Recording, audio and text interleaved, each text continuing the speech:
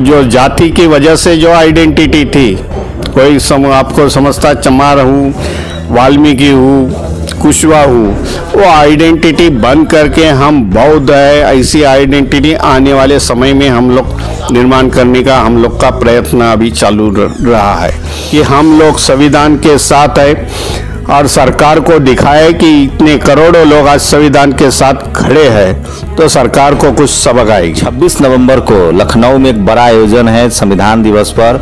मैं फिर कह रहा हूँ, बाबा साहब ने अंत में जो सबसे बड़ा काम किया था, 2 काम था उनका। बुद्धायन धम्मा उनकी आखिरी किताब है और धम्म की दीक्षा। 1956 में बाबा साहब ने भारत का जो इतिहास था उसको उकेरा था। उन्होंने संविधान ही नहीं दिया आपको, जो बौद्धमय भारत था, जो आपका गौरवशाली इतिहास था, सम्राट अशोक का इतिहास, चंद्रगुप्त मौर्य का इतिहास, घनानंद का इतिहास, जिसमें भारत विश्वगुरु था, जिसमें विक्रमशिला, तक्षशिला, नालंदा जैसी यूनिवर्सिटियां थी, जिसमें आपके पास सम्राट अशोक और चंद्रगुप्त मौर्य जैसे बहादुर राजा थे, जिन्होंने एकीकृत भारत का अंधार से लेकर काबुल तक राज किया था। और वो क्या मानते थे? वो तथागत बुद्ध को मानते थे। तब बुद्ध में भारत था, ज्ञानवान भारत था, शक्तिशाली भारत था, सोने की चिड़िया भारत था। कुछ वजह हुई, उसके बाद ये सब चीजें खत्म हुई और खत्म ऐसी हुई कि कल्चरल हेजमनी बदल गया।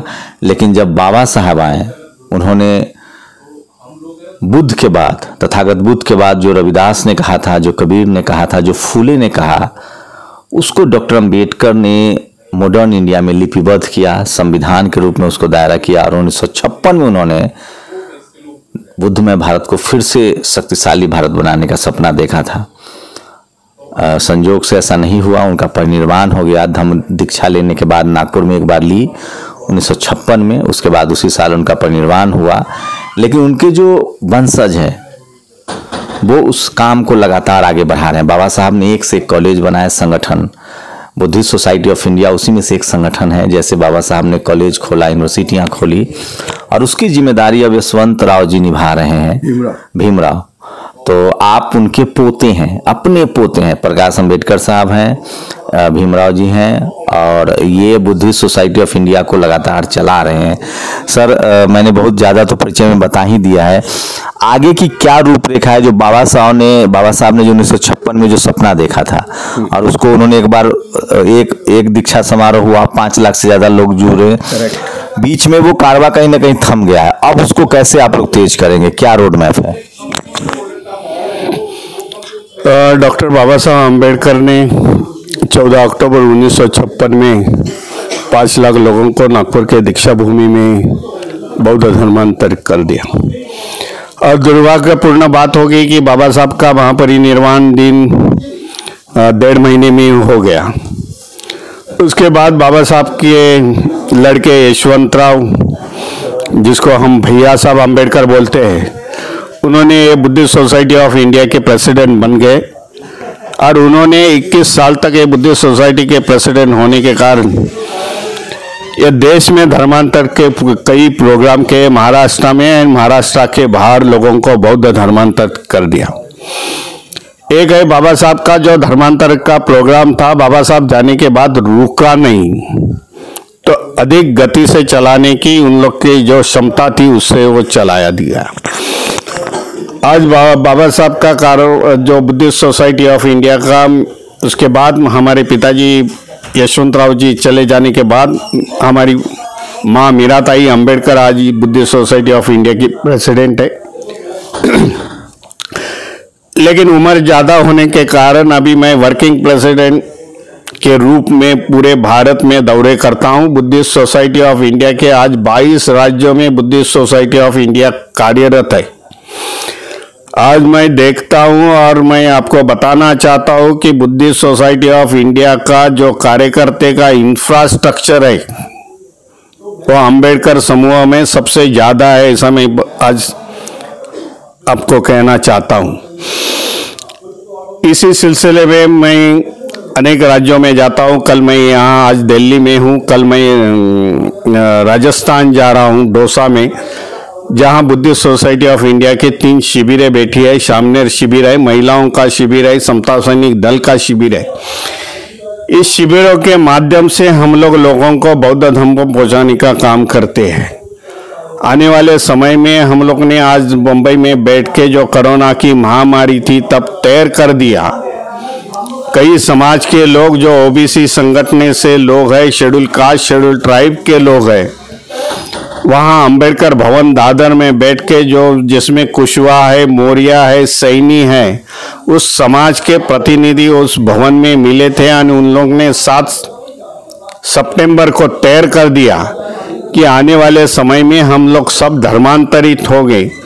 हम लोग ने उनका प्रयास किया कि भाई तुम समाज में जाओ और लोगों को धर्मांतरित कर लो। आज एक धर्मांतरा की लाट इस देश में आ चुकी है कि लोग अपनी आइडेंटिटी जो जाति की वजह से जो आइडेंटिटी थी, कोई आपको समझता चमार हूँ, वाल्मीकि हूँ, कुशवाहा हूँ, वो आइडेंटिटी बंद करके हम बौद्ध है, ऐसी आइडेंटिटी आने वाले समय में हम लोग निर्माण करने का हम लोग का प्रयत्न अभी चालू रहा है। दूसरी ये बात है कि देश में ये धर्मांतरित होने के बाद हमें जो भंते जी का जो ये चाहिए, भंते जी बनाने का जो भंते जी बनना चाहिए, जो भंते जी लोगों के साथ जाए और उनको बौद्ध धर्म की दीक्षा दे, बौद्ध धर्म समझाए हमें क्या करना है क्या नहीं करना चाहिए, पंचशील का आचरण कीजिए। ये हमारे भंते जी, हम लोग भंते जी पर ज़्यादा जोर दे रहे हैं। ऑल इंडिया भिक्खु संघ को बोला है कि ज़्यादा से ज़्यादा भंते जी निर्मिति का अपना प्रयोग होना चाहिए कि लोग धर्मांतरित होने के बाद उन लोग को प्रशिक्षित बौद्ध धर्म से प्रशिक्षित होना मैं जरूरी समझता हूँ। उस पर हमारा कार्यक्रम चालू है। बुद्धिस्ट सोसाइटी ऑफ इंडिया के पास कई हजारों शिक्षक है, महिला हमारी है जो महिलाओं को जाती है और उन लोग को पढ़ाती है। राजस्थान में हमारी 3 महिलाएं आई है और वो महिलाओं का 10 दिन का शिविर के माध्यम से 50 महिलाओं को आज पढ़ाई वहाँ चालू है। कल का आखिरी दिन है, समारोह का दिन है और उस प्रोग्राम को मैं जा रहा हूँ। तो आगे 26 नवंबर को कोई बड़ा आयोजन कर रहे हैं लखनऊ में? 26 नवंबर जो संविधान दिवस है, संविधान गौरव का दिवस है। और हम लोग ने देखा कि 10 सालों में जो केंद्र में सरकार है, राज्यों में कई सरकारें हैं, वो संविधान की छेड़छाड़ी कर रहे हैं। संविधान का इम्प्लीमेंटेशन बराबर नहीं हो रहा है और उसमें ज़्यादा से ज़्यादा ये यूपी के सरकार है जहाँ संविधान की छेड़ाछेड़ी और उल्लंघन ज़्यादा हो रहा है। इसके लिए हम लोग ने तय कर दिया कि आने वाली 26 नवंबर में संविधान के गौरव में संविधान के साथ जो खड़े होने वाली पार्टियां है, सामाजिक संगठन है, एनजीओ है, वो एक मंच पर आ जाए और एक संदेश दे दे कि हम लोग संविधान के साथ है और सरकार को दिखाए कि इतने करोड़ों लोग आज संविधान के साथ खड़े हैं, तो सरकार को कुछ सबक आएगी। तो ये जी 26 नवंबर को वो लखनऊ में प्रोग्राम कर रहे हैं आप, रमाबाई अंबेडकर पार्क में, मान्यवर कांशीराम पार्क, मान्यवर कांशीराम। तो आपने एक लक्ष्य रखा है 10 करोड़ बहुजनों की घर वापसी, वो कब तक का लक्ष्य रखा है? वो लक्ष्य अभी 2025 तक का हमारा लक्ष्य है। कई छोटे छोटे संगठन हैं और उन लोग को साथ बुद्धिस्ट सोसाइटी ऑफ इंडिया के साथ लेके हम लोग ये प्रयास कर रहे हैं। एक ही समय 2025 में जो अशोका विजयादशमी है उसी दिन इसका बड़ा आयोजन करते हैं। ये प्रोसेस तो हमारी चल रही है। हम लोग अभी ऑनलाइन से लोगों से जो फॉर्म भरते हैं और ऑनलाइन से लोगों को भाई जिसको धर्मांतरित होना है वो ऑनलाइन से हम लोग धर्मांतरित। समता सैनिक दल कहाँ तक आगे बढ़ा? ये तो आरएसएस से पहले भी बाबा साहब ने ये संगठन बनाया था, उसकी ग्रोथ को कैसे देख रहे हैं? समता सैनिक दल में भी अनेक, जैसे राजनीति में गुट थे तैसे समता सैनिक गुट में यहाँ काम कर रहे थे। उत्तर भारत में थे, महाराष्ट्र में है, साउथ में काफ़ी समता सैनिक दल के लोग हैं। लेकिन पिछले 23 और 24 को जो प्रयास हुआ दिल्ली के अंबेडकर भवन में जो उधम सिंह गौतम जी का जो समता सैनिक दल है और हमारा समता सैनिक दल है, नागपुर के कुछ समता सैनिक दल है, कुछ यहाँ के आसाम से आने वाले समता सैनिक दल, सब गठ हम लोग इकट्ठा आ गए। मुझे प्रेसिडेंट चुना गया, गौतम जी को वर्किंग प्रेसिडेंट चुना गया। इसी वजह से एक मैसेज, अच्छा सा मैसेज इस पूरे देश में गया कि समता सैनिक दल अभी इकट्ठा हो गए। यूपी में चुनाव है, आप यूपी में रैली करने जा रहे हैं, क्या किसी दल का समर्थन का ऐलान भी करेंगे? नहीं, ये जो हमारी 26 नवंबर की जो रैली है वो कोई पॉलिटिकली मोटिव रख के नहीं की गई है, पर लेकिन जो भी हमारे संगठन है, सावित्रीबाई फुले जी का संगठन है, भीम आर्मी का संगठन है, हमारा भारतीय रिपब्लिकन पक्ष का संगठन है, हम तीनों तो अखिलेश जी भी आ रहे हैं, उसमें हम लोग ने अखिलेश जी को निमंत्रण दे दिया है। वो उन्होंने कहा है कि मैं वो संविधान के साथ हूँ और मैं मंच पर आऊँगा। महाराष्ट्र में जो सरकार चल रही, क्या उससे आप लोग सहमत हैं? क्योंकि बाबा साहब का स्टेट है, वो बाबा साहब का राज्य है, तो जो वर्तमान सरकार चल रही है उससे आप लोग खुश हैं या वहाँ भी वही सब समस्याएं हैं?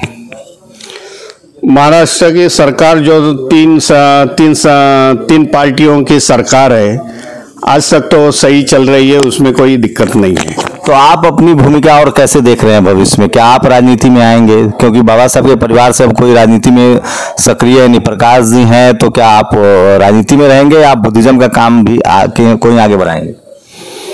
मेरा कोई राजनीति का एजेंडा नहीं है। मैं तो Buddhist society of India working president, आगे भी बुद्धिस्ट सोसाइटी ऑफ इंडिया ही चलाऊंगा और समता सैनिक दल चलाऊंगा। तो ये भीमराव जी थे जिन्होंने 26 नवंबर को लखनऊ में एक बड़ा आयोजन है संविधान दिवस पर। मैं फिर कह रहा हूँ, बाबा साहब ने अंत में जो सबसे बड़ा काम किया था, 2 काम था उनका, बुद्धा एंड धम्मा उनकी आखिरी किताब है, और धम्म की दीक्षा।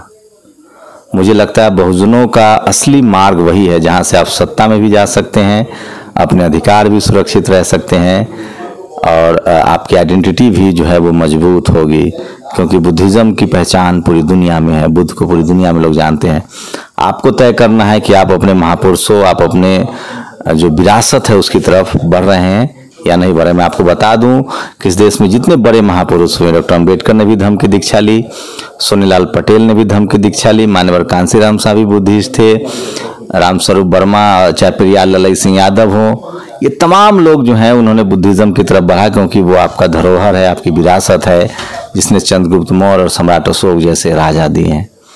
डॉक्टर अम्बेडकर का, बाबा साहब का बहुत सारा काम था, उसमें सबसे बड़ा काम ये भी है कि उन्होंने बुद्ध में भारत का फिर से सपना देखा था। उसी काम को भीमराव जी आगे बढ़ा रहे हैं। 26 नवंबर को लखनऊ में एक बड़ी रैली भी है। आप लोग की क्या प्रतिक्रिया है? अपनी प्रतिक्रिया भी आप जरूर दीजिए। शंभू कुमार सिंह, नेशनल दस्तक, दिल्ली। शुक्रिया सर हमें समय देने के लिए। शुक्रिया। नेशनल दस्तक की आपसे गुजारिश है कि अगर इसको बचाना चाहते हैं तो नेशनल दस्तक को सब्सक्राइब करने के लिए रेड कलर के सब्सक्राइब बटन को दबाएं, फिर बेल आइकन की घंटी दबाएं। नेशनल दस्तक को बचाने के लिए बहुत जरूरी है कि हर खबर को शेयर करें, लाइक करें, कमेंट जरूर करें।